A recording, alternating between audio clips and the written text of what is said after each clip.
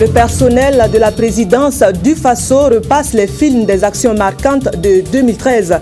Pour les perspectives, les agents promettent plus d'abnégation au travail. En 2014, ils marchent à la suite de leurs homologues du Faso. Les parlementaires et membres de gouvernements africains veulent s'inspirer de l'exemple du Burkina en matière de production de coton biotechnologique. Biotechnologie et biosécurité, pour bien faire, l'une ne devrait pas s'éloigner de l'autre. Et c'est l'engagement en ce moment de l'Agence nationale de biosécurité. Et puis, l'intégration par la route, les travaux de bitumage de l'axe Dédougou-Nouna-Djibasso, frontière du Mali, sont en bonne voie. Le tronçon devrait être praticable d'ici à 2 mois. Voilà donc qui fait la une de l'actualité en ce jour. Bonsoir, merci de nous suivre. Le film des actions marquantes de 2013 à la présidence du Faso, dans l'agenda, l'acte de présentation de vœux au chef de l'État va refermer la marche. Ainsi donc, la traditionnelle séance de souhait de bonne année du personnel de Kosiam s'est tenue cette année. La cérémonie est placée sous le signe du civisme et de l'ardeur au travail, le témoignage de Salinana. Des trophées en bronze qui symbolisent les actions du chef de l'État burkinabé et de celle de son épouse, le personnel de la présidence du Faso a choisi ces objets d'art pour témoigner et renouveler son soutien et son attachement aux multiples actions de paix, du social et de l'humanitaire du couple présidentiel. La rencontre annuelle entre le président du Faso et son personnel lors de la traditionnelle présentation de vœux est une opportunité pour chacun de prendre la mesure de sa contribution à la réalisation des objectifs de développement économique, social et culturel du Burkina. Au cours de l'année 2013, vous êtes pleinement investi à travers des actions soutenues en faveur de la paix et de la stabilité, de la sécurité et du bien-être, afin de restaurer la confiance et l'espoir chez de nombreuses populations éprouvées par les conflits et tensions diverses. Au plan national, les efforts de votre Excellence pour l'édification d'une société burkinabé de prospérité, fondée sur une cohésion sociale et une solidarité renforcée, ont accru le dynamisme du peuple dans la construction de son avenir. En souhaitant que la paix pour laquelle vous investissez, sans compter, se pérennise pour l'atteinte de vos nobles ambitions pour notre pays, je vous réaffirme au nom des travailleurs de la présidence du Faso notre fidélité. En retour, Blaise Compaoré a renouvelé au personnel et à leurs familles ses vœux de santé, de prospérité et de plein épanouissement. Il les a exhortés à s'investir davantage dans la concrétisation de leur ambition commune, celle de bâtir un Burkina Faso de paix, de stabilité et de progrès. J'exprime mon entière satisfaction pour les remarquables performances auxquelles sont parvenues les différentes structures centrales et rattachées de la présidence du Faso dans l'accomplissement de leurs missions générales et spécifiques. La présidence du Faso, institution d'impulsion des politiques publiques et aussi entité administrative, doit continuer de s'affirmer comme le fer de lance de la recherche de l'efficacité, de la culture de l'excellence et de l'innovation. Il s'agit de poursuivre les initiatives d'amélioration de la productivité du travail grâce à l'utilisation optimale des technologies de l'information et de la communication et à la consolidation de la synergie d'action entre les différents postes du travail. Des efforts remarquables ont certes été accomplis tout au long de l'année, mais pour une meilleure performance, les agents ont souhaité le renforcement des ressources humaines et une allocation budgétaire conséquente afin de mieux réaliser les missions à venir, surtout celles relatives au projet Conseil des ministres, dont l'annonce de la mise en œuvre courant 2014 a été faite par le chef de l'État. Bilan et perspective aussi dans le département ministériel de la fonction publique. Dans le volet bilan, le département compte des acquis dans le sens de la gestion des carrières des agents, des acquis qui attendent d'être consolidés et c'est tout le défi pour la nouvelle année qui s'annonce. Une année dont les grandes actions à mener viennent d'être planifiées. Abdoul Rasmane Zango. Responsable et agent du ministère de la fonction publique, du travail et de la sécurité sociale, planche sur une rencontre évaluative des actions menées cette année et au nombre desquelles figurent des acquis. La bonne organisation des concours de la fonction publique qui ont permis de recruter plus de 15 000 personnes pour cette année, ce qui est pratiquement du jamais vu. Nous avons pu également renforcer la modernisation de l'administration, notamment à travers l'achèvement du programme de recensement biométrique des agents de la fonction publique.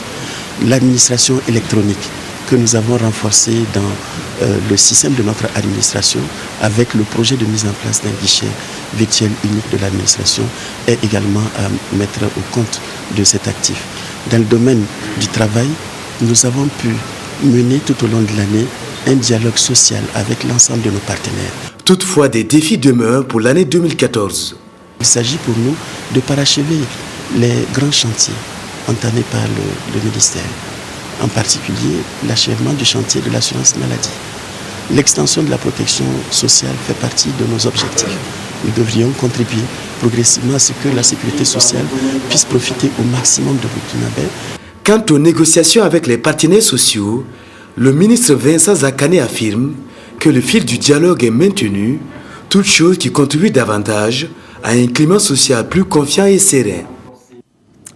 Dans le secteur du contrôle des pesticides, l'ONSATEL a écrit les dernières lignes des grandes actions à mener pour 2014, un exercice qui fait ressortir un constat. Les promesses de financement non tenues sont des freins à l'atteinte des objectifs de contrôle. Aussi, l'appel de la Commission pour l'année à venir est de voir un budget effectif de fonctionnement. Plus de précision dans ce sujet de Sié Sylvestre Da.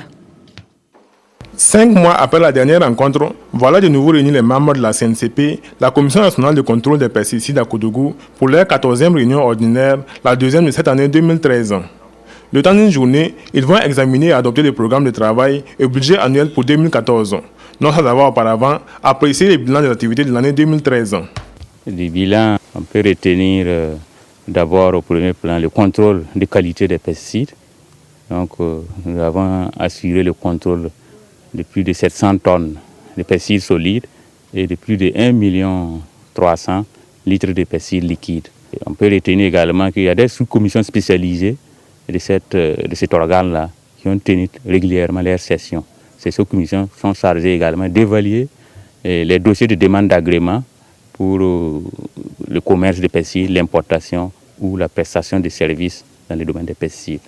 Donc au total, 30 dossiers ont été évalués, étudiés et examinés au cours de cette année. Pour l'ensemble des actions prévues au titre de l'année 2013, le taux moyen de réalisation à la date du 15 décembre est de 52%.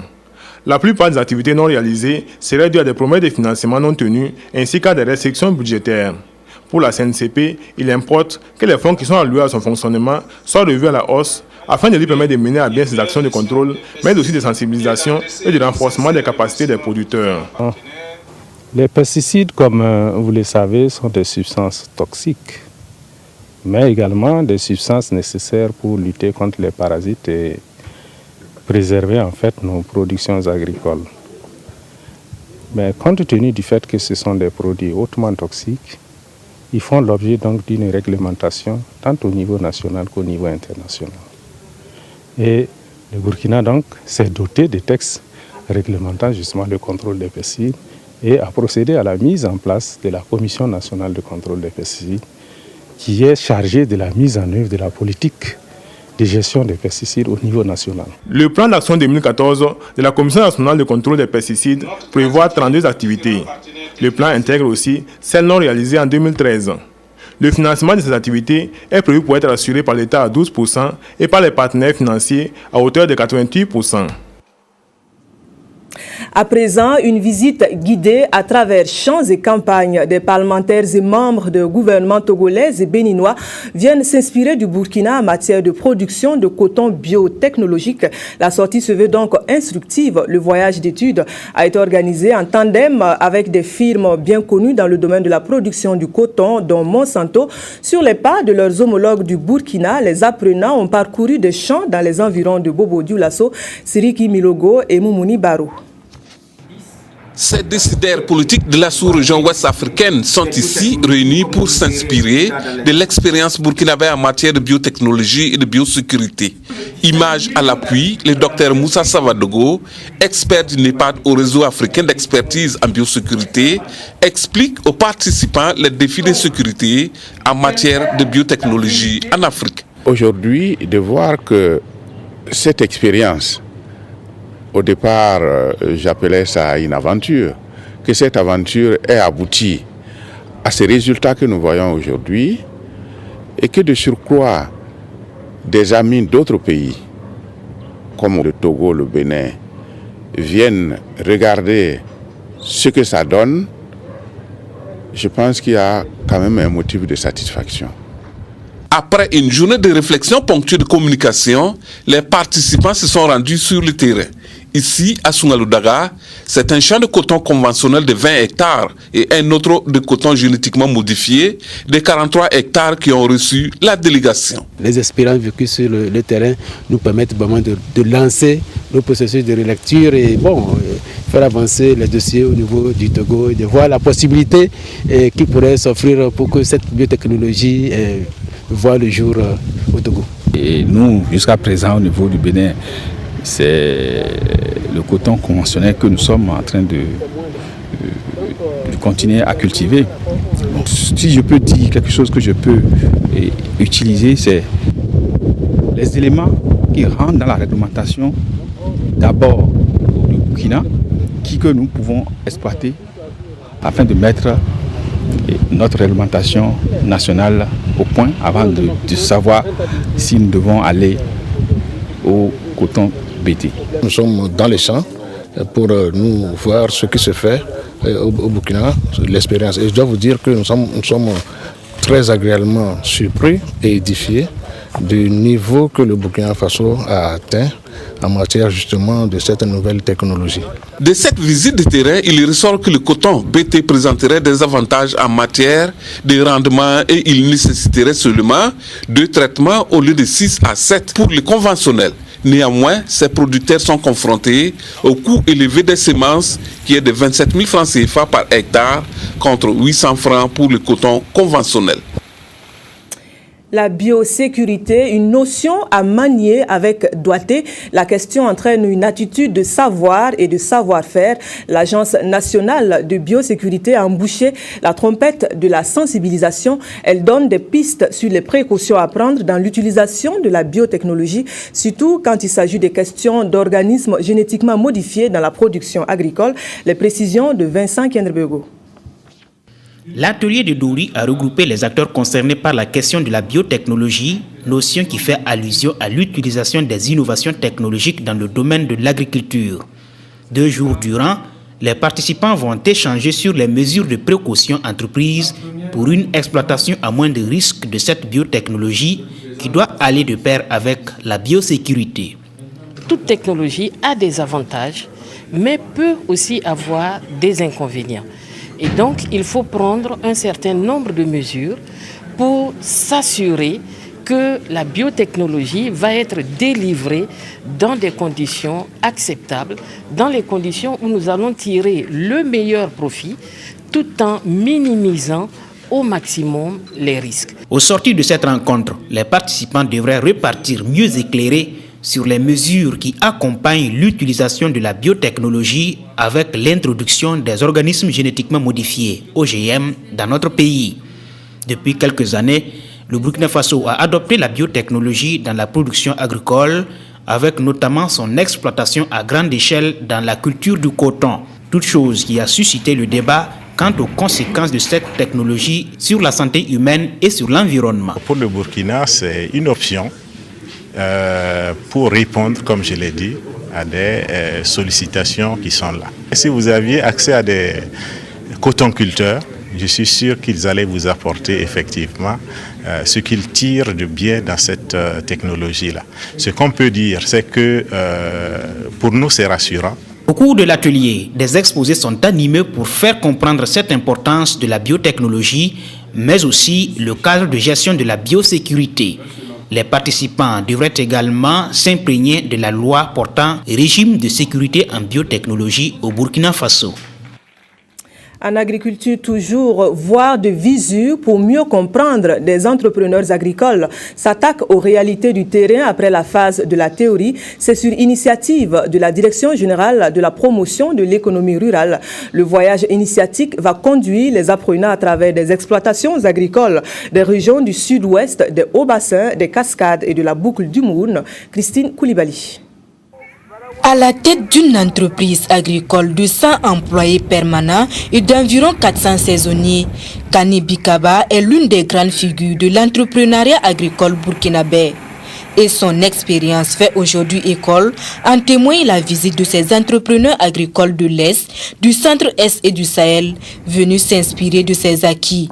Il y a le carnet de gestion des entreprises agricoles qu'on est en train de vulgariser, et dans ce carnet-là, ces entrepreneurs agricoles qu'on est en train de visiter maîtrisent carrément ce carnet de gestion. Et ce carnet de gestion est divisé en 4 parties. Il y a d'abord la prévision des activités que M. Bikaba et les autres qu'on a identifiés maîtrisent. Nous avons le suivi même des activités au cours de la campagne qu'ils maîtrisent. Ensuite, à l'issue de ça, ils font l'analyse. L'analyse, c'est en 2 parties. L'analyse technique et économique qui les permet de prendre une décision rationnelle. Et en fin de campagne, ils dressent leur compte d'exploitation qui les permet de voir où ils ont gagné, où ils n'ont pas gagné. Une somme d'expérience que le producteur modèle, tout comme un enseignant à ses élèves, a partagé avec les visiteurs du jour. Et au terme d'une demi-journée de cours, la leçon semble bien assimilée. Les différentes techniques qu'il a utilisées pour avoir les 3 tonnes, 4 tonnes là. Moi aussi, je vais aller pratiquer maintenant. Et conseiller mes camarades qui n'ont pas pu faire les déplacements. Le gars, c'est un travailleur et il faut reconnaître que vraiment, c'est un vrai entrepreneur. Et il faudrait qu'à partir de ce voyage-là, que nous puissions, en tout cas, prendre part de M. Bikaba. Tout le monde sait qu'aujourd'hui, le Burkina n'a pas de port. Notre port, c'est la terre. Je vais inviter tout le monde, même que ce soit les producteurs, les commerçants, les fonctionnaires. Il faut que tout le monde mette action à l'agriculture pour qu'on puisse nourrir les Burkinabés. Moi, je crois que le Burkina est trop petit pour que nous, on ne puisse pas les nourrir. Et si on veut voir les producteurs burkinabés, on a plus de 60%. Donc si 60% n'arrive pas à nourrir les 40%, je crois que c'est un peu honteux pour nous. C'est donc galvanisé avec le sentiment d'avoir beaucoup appris que ces entrepreneurs agricoles ont repris la route pour la région des Hauts-Bassins. Une région où ils iront également s'imprégner des acquis d'autres producteurs modèles. Des sources de financement et autres soutiens pour booster la productivité du secteur informel existent. Encore faut-il en avoir l'information. À cet effet, des départements ministériels ont rencontré des acteurs de l'informel, les fonds nationaux de soutien, les modalités d'accès. Tout aura été dit sur le sujet. En rappel, ces paquets participent des mesures sociales du gouvernement pour améliorer les conditions de vie des populations. Isaïe Parkouda. Le renforcement des fonds nationaux, point 4 des mesures sociales, prises par le gouvernement burkinabé le 11 septembre dernier est à sa phase de mise en œuvre. Ces acteurs du secteur informel sont désormais informés des conditions et modalités d'accès à ces sources de financement que sont entre autres le fonds d'appui au secteur informel et celui à la formation professionnelle et à l'apprentissage. Les conditions d'accès, il faut dire qu'elles ne sont pas uniformes. Suivant la structure, il y a des conditions et des modalités. Donc si vous prenez pour l'ensemble des structures, je crois que les conditions et les modalités sont variées.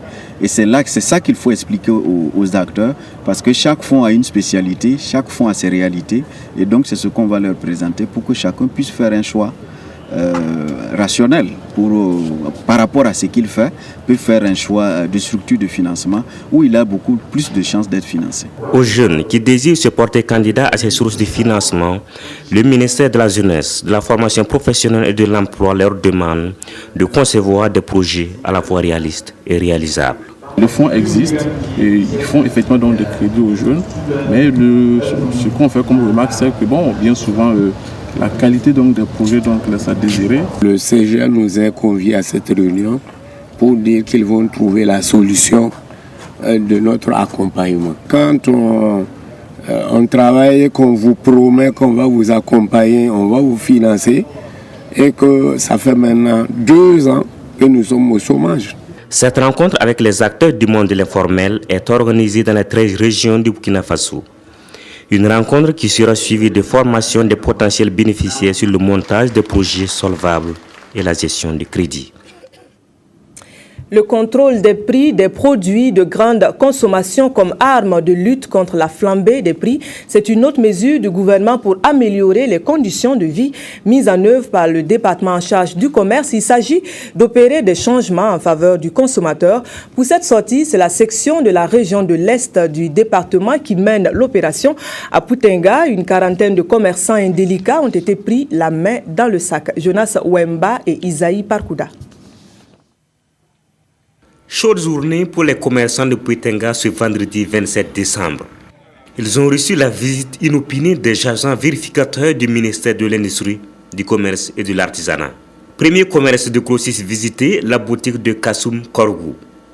Les prix, la quantité et la qualité des produits sont les points sur lesquels se font les vérifications. Ne fait rien du tout, puisque on a sur le marché, on vend tout. Le prix, on vend le prix normal.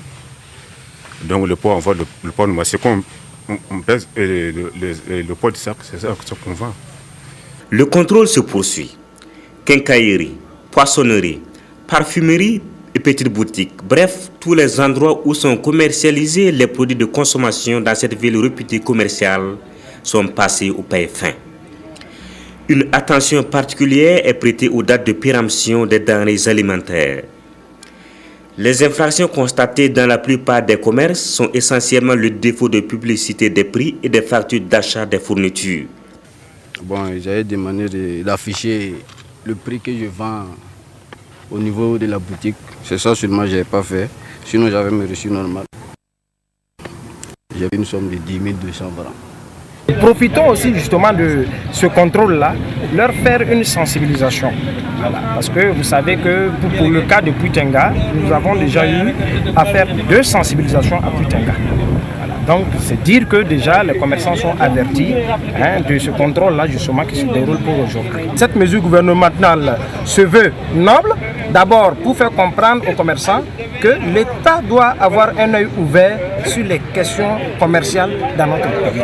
Cette sortie des agents du ministère de l'Industrie, du Commerce et de l'Artisanat à Poutenga vient fermer la série de contrôles initiés depuis octobre dernier. Le contrôle pour faire respecter la législation, cette fois, il s'agit de vérifier la légalité de l'utilisation des véhicules de l'État. Le parc automobile de l'État marque ainsi la seconde partie de l'opération. Cette fois, Jacob Daboué et son staff ont jeté leur filet sur les villes de Ouagadougou, Waïgouya et de Bobo-Dioulasso. Pour une pêche, elle s'est avérée fructueuse, comme en témoigne Yolande Lompo. La fiche technique de contrôle du parc automobile de l'État mentionne et explique dans quelles conditions un véhicule peut être autorisé à circuler. Cependant, force est de constater que ces véhicules fond rouge ou bleu continuent d'être utilisés de façon abusive en dépit des nombreux contrôles et sensibilisations. Comme nous avons tous constaté qu'il y a un incivisme grandissant, est-ce que ce n'est pas bien de commencer, chacun à son niveau, à mettre un peu d'ordre dans les responsabilités qu'il a ou dans les biens, la gestion des biens dont il est responsable. C'est en ce sens-là que nous avons voulu mener cette opération à peu près 7 mois après celle de juillet pour nous assurer que l'opération, ou l'application du décret est vraiment en bonne phase. La présente opération de contrôle des véhicules de l'État, organisée simultanément à Bobo-Dioulasso, Ouagadougou et Waïgouya, devrait permettre aux forces de l'ordre commises à cette tâche de se rassurer que les biens de l'État sont utilisés à bon escient pour une bonne gouvernance. Cette deuxième opération de l'année a débuté vers 10h et devrait prendre fin à 18h. Mais déjà vers 15h, les différentes équipes avaient immobilisé 6 véhicules. Vous savez qu'il y a aussi la police nationale et la police municipale. Donc nous sommes un peu partagés la ville par secteur. On a quitté l'université pour aller au CAO pour ramasser les copies et le matériel de devoir. Alors c'est sur cette voie-là qu'on m'a arrêté. Une fois le véhicule saisi, un procès verbal est immédiatement dressé pour sa mise en fourrière. Il peut arriver que certains refusent d'obtempérer, comme c'est le cas du conducteur de ce véhicule qui encourt une amende supplémentaire. Et généralement, ceux qui refusent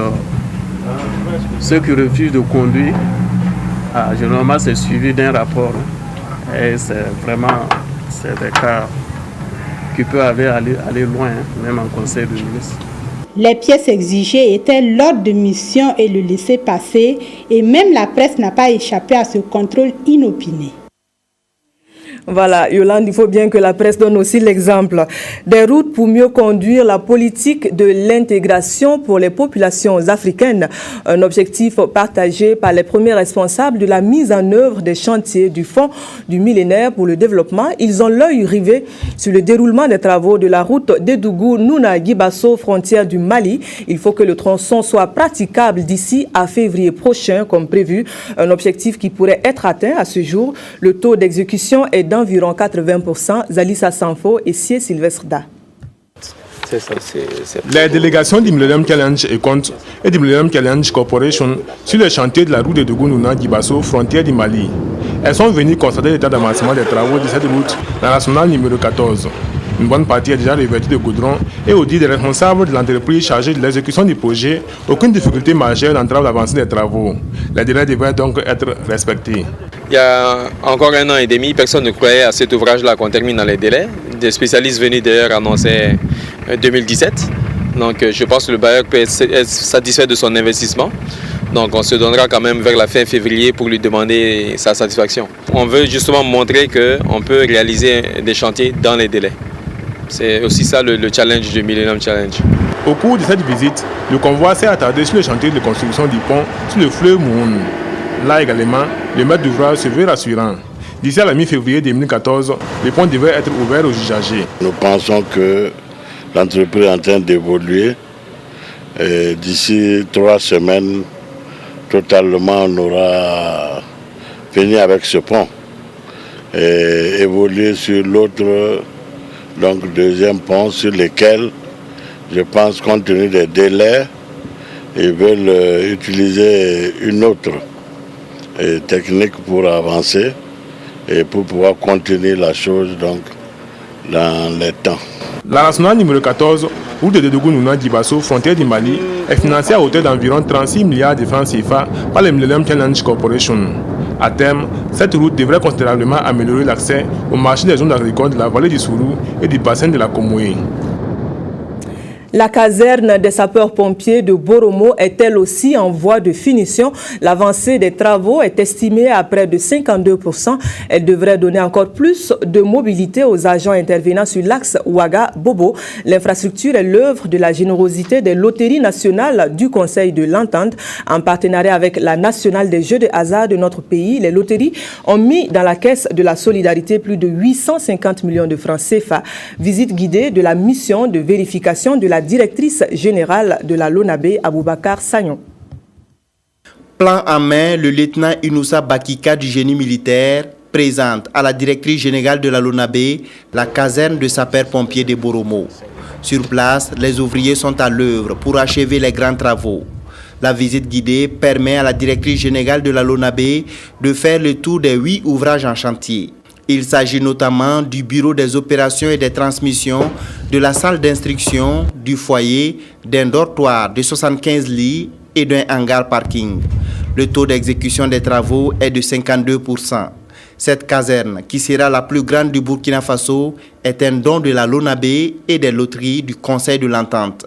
Coût de l'investissement, 850 millions de francs CFA. Nous savons que cet axe-là, Ouagadougou-Bobo-Dioulasso, c'est le plus grand axe au Burkina et c'est l'axe qui est le plus emprunté. C'est sur cet axe aussi qu'il y a beaucoup d'accidents. Aujourd'hui, quand on voit l'état d'avancement des travaux et surtout ce que ça va apporter comme solution aux nombreux accidents de la route, je crois que nous sommes tout à fait satisfaits.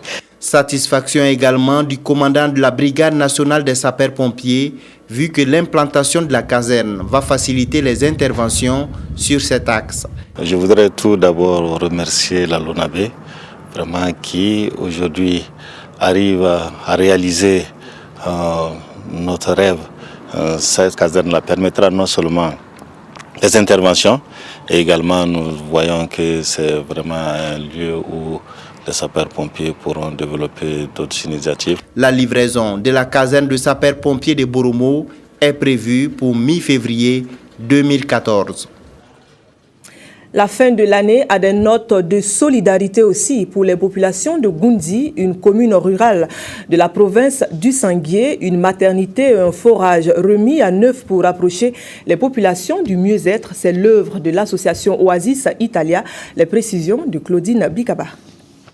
L'association Oasis Italia vient au secours des populations de la commune de Goundi.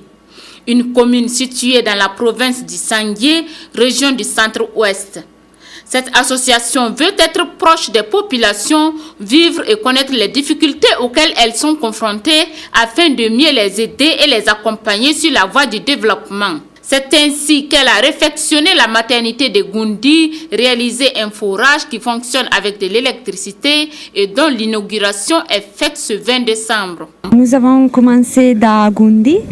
Pourquoi notre équipe, c'est beaucoup de personnes de notre équipe, c'est de Goundi. Et c'est grâce à notre équipe que nous avons connu la situation vraiment grave de beaucoup de structures de Goundi. Pour nous, la santé, c'est vraiment important. Une population, il peut marcher bien si les structures de santé marchent. Et c'est pour ça que nous avons commencé dans la maternité de Goundi. Pourquoi c'est là qu'il commence la vie. Le chef du village de Goundi ainsi que la représentante des femmes expriment leur profonde gratitude à l'égard de Oasis Italia et à l'occasion ont présenté des doléances. Comme la poule aime le dire, on ne peut pas remercier le mortier, pourtant demain tu vas revenir. Donc il ne peut pas dire définitivement merci à l'association Oasis Italia. Il compte toujours sur eux pour d'autres réalisations dans ce village. Un grand merci pour eux. Avant l'arrivée de l'association, on avait trop de problèmes. Nos femmes ne pouvaient plus accoucher à la maternité parce que les locaux étaient gâtés. Quand il pleut, l'eau coulait partout. Et vraiment, quand ils sont venus, ils nous ont aidés. En voyant notre locaux, nous sommes fiers. Nous sommes contentes. L'association Oasis Italia a déjà réalisé 10 forages dans la localité, normalisé une des écoles du village et se dit prête à être à l'écoute des populations pour mieux les aider et les accompagner pour leur mieux-être. La paix pour le Burkina, pour l'Afrique et pour le monde, c'est l'un des vœux chers le mieux partagé au plan international comme au niveau plus restreint des États. La célébration de la journée de la paix s'est tenue. Pour le Burkina, c'est la ville de Yako, dans la région du Nord, qui a abrité la célébration officielle cette année. La célébration est placée sous le signe de la sensibilisation à cultiver la paix. Les précisions avec Christophe Ilboudou. Instituée par l'Assemblée générale des Nations unies en sa résolution 3667 du 30 novembre 1981, la journée internationale de la paix est commémorée ce 27 décembre à Yako dans le Passoré. Organisée par le ministère des Droits humains et de la promotion civique, cette journée instituée vise à sensibiliser et instruire les populations sur le civisme et le respect des droits de l'homme. Une sensibilisation qui va permettre aux Burkinabés de disposer d'outils et de mécanismes favorables au renforcement de la cohésion sociale par la prévention de la paix. Sans la paix, il n'y a pas de développement. Et quand on parle de développement, c'est le développement individuel, c'est le développement collectif. Cette journée revêt une grande importance parce que comme nous l'avons souligné, il faut que nous soyons tous responsables, que nous puissions tous assumer nos responsabilités pour construire une nation de paix. Le thème de cette journée est éducation, jeunesse et paix au Burkina Faso. Il s'adresse particulièrement à la jeunesse qui doit se ressaisir et prendre conscience car l'avenir du Burkina lui appartient. L'éducation est la clé de voûte de tout développement. L'éducation de nos enfants passe d'abord par la cellule familiale. La jeunesse est la relève de demain. Les familles ont eu un rôle à jouer et aujourd'hui il revient à cette jeunesse de prendre cette relève. Pour que la sensibilisation touche le plus grand nombre de personnes, des activités sont menées à travers des panels, concours de sketch et une tournée de théâtre-forum à travers la région. Ce que nous avons vu à travers le sketch interpelle tout le monde. Nous avons vu que ce sont des jeunes qui nous donnent des leçons de civisme. Et ça, c'est très important. Lorsque les jeunes, les élèves, nous expliquent comment doit être le civisme, ça veut dire qu'eux-mêmes se sont appropriés le thème pour expliquer à leur père. Et pour que la nouvelle année qui commence soit une année de stabilité et de paix, la ministre lance un appel aux Burkinabés qui doivent apprendre à cultiver la tolérance et le pardon. La reconnaissance après la mission accomplie, la nation, à travers le département de l'action sociale, dit merci à une centaine d'agents. Reconnaissance et surtout appel à mieux faire pour les prochaines années. Isaïe Parkouda. La nation burkinabé reconnaît le mérite de ces hommes et femmes, du public et du privé, œuvrant dans le service social. Au total, 44 personnes physiques et 6 personnes morales sont les jurys du jour. Parmi eux, un officier de l'ordre du mérite de la santé et de l'action sociale avec pour agrafe action sociale et 49 chevaliers du même ordre. Cette médaille, je la dédie à l'ensemble de mes collaborateurs et à particulièrement une personne qui a occupé une très grande place dans ma vie et qui continuera d'occuper une très grande place dans ma vie. Ce jour, pour moi, est un jour de joie. Je rends grâce à Dieu le Père Tout-Puissant et qui nous a donné ce jour. En fait, je lui rends grâce parce que s'il n'avait pas voulu que ce jour soit, nous, ma personne et mes amis, nous n'allions pas être ici pour recevoir cette distinction. C'est des sentiments de joie qui m'animent au regard de tous ceux-là qui sont venus m'entourer pour recevoir cette médaille. Vous la dédiez à qui? Je la dédie à ma famille, à mes enfants, ceux qui m'ont soutenu parce que j'ai eu des temps de souffrance et de maladie ces derniers temps. Et cette consécration, en tout cas, vient me réconforter dans mon travail. Pour les premiers responsables du ministère de l'Action sociale et de la solidarité nationale, cette distinction, loin d'inspirer chez les récipiendaires le sentiment d'une autosatisfaction, est une invite à mieux faire. Et ces travailleurs qui ont été militants aujourd'hui nous font l'honneur d'être des éléments, des modèles, des exemples autour desquels devrait s'enraciner l'action de ceux qui sont là et qui attendent aussi d'être reconnus comme étant des travailleurs valables. La reconnaissance qui fait honneur à ces récipiendaires est le fruit de leur abnégation au travail. Et ces médailles sont le témoignage de leur service bien rendu à la nation. On parcourt encore une autre page de reconnaissance socio-professionnelle. Les responsables de la nationale de sécurité sociale rendent hommage à une centaine de personnes admises à la retraite. C'est une première et c'est l'initiative de la patronne des lieux, Somkenda Traoré. Une reconnaissance aux anciens avec l'intention de booster l'abnégation au travail des plus jeunes. Moumouni Soubega. Pour service rendu à la Caisse nationale de sécurité sociale, ces personnes admises à la retraite de 2011 à 2013 reçoivent des gestes de reconnaissance de l'institution. Un témoignage de satisfaction, un pagne et des documents, c'est ce que la première responsable de la CNSS a voulu laisser comme indice de souvenir à ses retraités. Les hommages que nous venons de recevoir ce soir, c'est une grande joie pour nous et pour l'institution. Moi, j'ai fait 34 ans de service à la CNSS. Depuis qu'on a commencé, on n'a jamais vu cette grandeur-là. Je crois que c'est d'abord une situation inédite. Elle est inédite, donc on ne peut que l'apprécier très positivement. Et cette idée, moi je l'ai appréciée dans toute sa noblesse. Au-delà des hommages, un message d'encouragement aux travailleurs se cache derrière cette cérémonie. En 2 ans et demi, vous constatez avec moi 115 cadres et agents confondus. C'est quand même beaucoup. Certains m'ont dit que c'est une hémorragie. Mais nous avons pensé que en leur offrant cette cérémonie de témoignage pour les services rendus à l'institution, c'est en même temps donner beaucoup de tonus aux jeunes que nous avons recrutés et qui doivent prendre le relais. Améliorer les prestations, étendre la protection sociale comme l'assurance volontaire au secteur informel et aux travailleurs migrants, ce sont les grands défis de la CNSS. Et pour les relever, la directrice générale dit compter sur les travailleurs en activité. Une nouvelle mosquée de vendredi pour les fidèles musulmans de Kaya dans le San Matenga.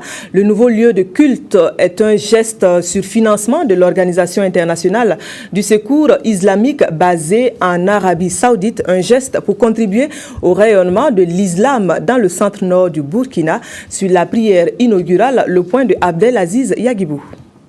À la recherche du salut ici-bas et à l'au-delà, ces fidèles musulmans de Kaya formulaient les vœux de disposer d'un lieu de culte devant leur permettre de vivre au mieux leur foi islamique. Prière exaucée. L'édifice religieux trône désormais au cœur de ce chef-lieu de la région du Centre-Nord. 15 millions de francs CFA environ, c'est la somme déboursée pour faire sortir de terre cette mosquée de vendredi. La mosquée a été construite par une organisation internationale de sécurité islamique qui est basée en Arabie Saoudite. Et donc, ce qui m'a motivé aussi de construire ça à Kaya, c'est grâce à un ami, Cheikh Abdurrahman Diallo, c'est lui qui m'a parlé de ses besoins d'une mosquée à Kaya. On a construit la mosquée, plus clôture, plus une maison de l'imam à 15 millions de francs CFA. Vendredi marqué donc par une ambiance bon enfant au secteur 6 de Kaya. Entre prières, bénédictions et chants religieux, les fidèles ont rendu grâce. C'était en présence de l'imminent Cheikh Mahi Cissé, venu de Kaolack au Sénégal pour annoncer la bonne nouvelle. La construction d'une mosquée, d'une maison de Dieu, c'est quelque chose, même après que vous ne soyez pas de ce monde, vous avez, si vous voulez, les bénédictions et vous avez quelque chose en retour tant que des gens vont toujours prier. Donc c'est une œuvre de bienfaisance et on recommande même qu'on puisse construire des mosquées, quelle que soit la taille. Et les bénéficiaires de souhaiter voir se multiplier ce genre de réalisation qui devrait leur permettre de communier au quotidien autour des préceptes de la religion prêchés par le prophète Muhammad. Pour eux, la nouvelle année s'annonce sous le signe de l'union. 7 couples viennent de s'unir pour le meilleur par les liens du mariage civil. Un mariage collectif sur initiative de la mutuelle des chauffeurs du ministère de la Santé. Ambition, régulariser la situation matrimoniale des agents du département à l'orée de la nouvelle année. C'est la mairie de l'arrondissement 11 de Ouagadougou qui a abrité la cérémonie. Sié Sylvestre Da. Amour, assistance mutuelle et fidélité pour la vie. Ce sont là les promesses que se sont faites ces couples devant l'officier de l'état civil et devant parents, amis, collègues et connaissances qui ont fait massivement le déplacement de la salle des fêtes de la mairie de l'arrondissement 11 de Ouagadougou. Un mariage collectif initié par la mutuelle de chauffeurs du ministère de la Santé pour ses membres et qui fait le bonheur de 7 couples. La cérémonie a été rehaussée par la présence du premier responsable du département de la Santé, Léné Sebou, et de la marraine Ramata Edwige Diallo. Des invités de marque qui ont chacun prodigué des conseils aux nouveaux mariés qui pour la plupart vivaient ensemble de manière informelle. Le mariage, c'est vraiment un phénomène particulier. Il rassure, il enlève l'angoisse, il permet de s'affirmer, il permet aux gens et aux uns de se découvrir. Si vous avez opté de vivre ensemble, c'est parce que vivre ensemble est beaucoup mieux que de vivre seul. On partage les angoisses, on partage ce qu'on a ensemble. Et c'est dans ce sens-là qu'on arrive à bien vivre. Il faut savoir communiquer beaucoup et dans le couple ça va aller. En tout cas, le mariage c'est un don de Dieu, c'est une grâce de Dieu et je ne peux que les accompagner. Ce soir, nous sommes très contents parce que vraiment, on ne s'attendait pas que ça allait vraiment avoir un succès. Mais Dieu merci, vraiment, on est très contents, les mots nous manquent. Vraiment, on ne sait pas quoi dire. On remercie tout le monde. De la mairie, le cortège nuptial s'est ébranlé en direction du ministère de la Santé. Sur les lieux, un linge a été offert aux invités. L'amicale des chauffeurs et les différentes personnalités ont souhaité que cette régularisation soit incluse dans le vivre ensemble de chacun de ces couples. À deux, eux se promettent de mieux résister aux vicissitudes de la vie. Désormais, Pascal et Amélie regardent ensemble dans la même direction, comme le conseiller l'illustre penseur. L'un agent de la RTB2 et l'autre étudiante se sont dit oui devant un parterre de parents, d'amis et de collègues. Les deux tourtereaux se sont jurés fidélité. Le témoignage de Amadou Lougué. Consentez-vous à prendre pour épouse Mademoiselle Lompo Bouampouni Yipan Amélie, ici présent? Oui, je le veux. Un oui solennel devant un parterre d'invités. Amélie Lompo et Pascal Sanou sont au nom de la loi déclarés unis par les liens du mariage. Les deux tourtereaux se sont jurés amour, fidélité, respect et assistance mutuelle dans le couple. Madame et Monsieur Sanou ont choisi de se marier sous le régime de la monogamie et la communauté des biens. Après la mairie, direction l'église. Devant Dieu et devant les hommes, les jeunes mariés affichent leur engagement de s'aimer jusqu'à ce que la mort les sépare. La réception avec la coupure du gâteau a été l'ultime moment de cette cérémonie nuptiale. Une façon pour le technicien de la RTB2 Centre et l'étudiante de témoigner leur reconnaissance aux parents, amis et aux collègues. Voilà, heureux ménage donc au couple Sanou, voilà qui referme ce journal. Merci de l'avoir suivi. Nous vous retrouvons demain. Bonsoir.